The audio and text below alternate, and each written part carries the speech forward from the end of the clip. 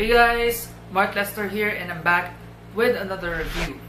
This time, I'm giving a glutathione supplement a second chance because I've tried this before and the first time, hindi siya nag-work sa akin because fake yung nabili ko. Hindi lang ako yung nagsabi, lahat din ng nakabasa ng blog ko, which was about 2012 pa ata yun. I'm talking about the Ishigaki glutathione.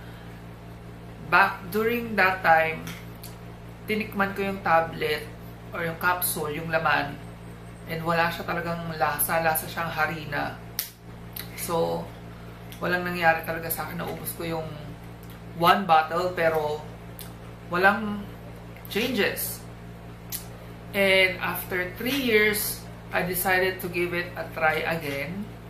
But this time, this is the Ishigaki Plus Premium Glutathione Blend.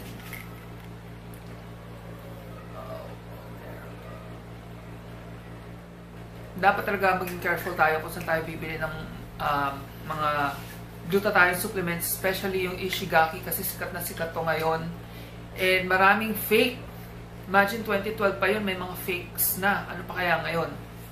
And ang napansin ko dun sa binili ko that time, yung packaging niya, from then till now, talagang sobrang nag-iba na. Ito, glossy na yung label niya. Dati kasi para lang siyang print sa paper. Itong Ishigaki Plus has 850 milligrams per capsule.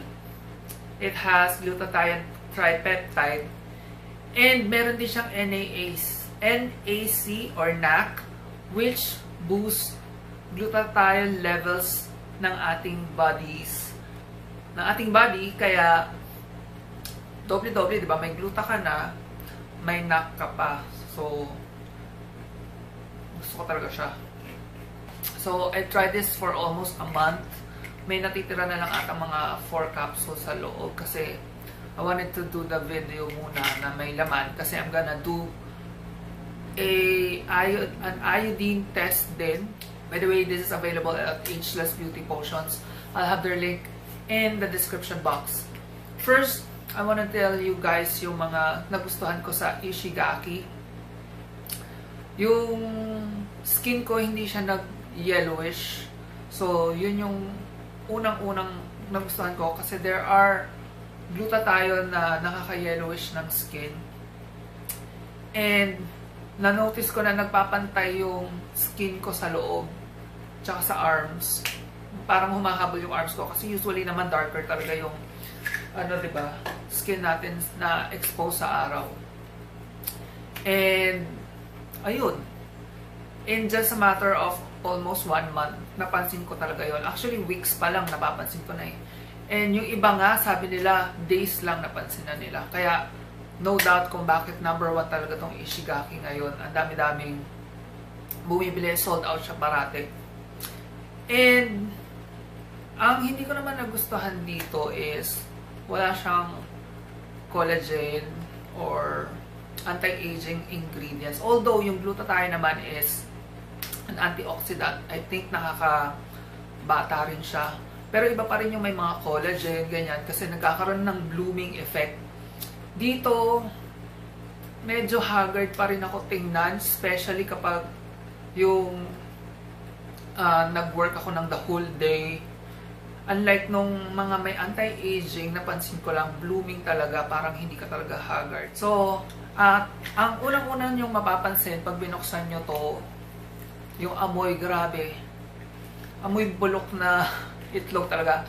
Which is, ganun talaga dapat yung amoy ng pure glutathione. Dapat talaga ay mabaho siya, amoy sulfur or yun nga, rotten egg. Ito talagang amoy na amoy. Sobra. So, yun nga. I have here a glass of water na nilagyan ko ng iodine. And I'm gonna pour out the contents ng isang capsule dito. Just gonna do an iodine test. I have done this sa kahit anong gluta na nireview ko before. So, ayan siya. Buksan ko lang yung isa.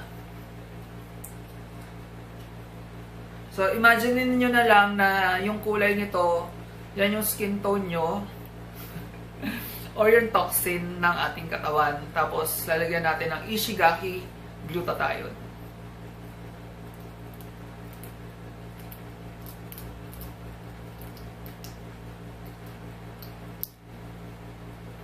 And then, haluin natin. See? Clear as white. Magiging ganyan kayo kaputi pag nag-Ishigaki glutathione kayo. Kaya what are you waiting for? Bili na kayo. This is available again sa Ageless Beauty Potions. You can find them on Instagram, Facebook, and also they have a website, agelessbeautypotions.com. I'll have their links in the description box.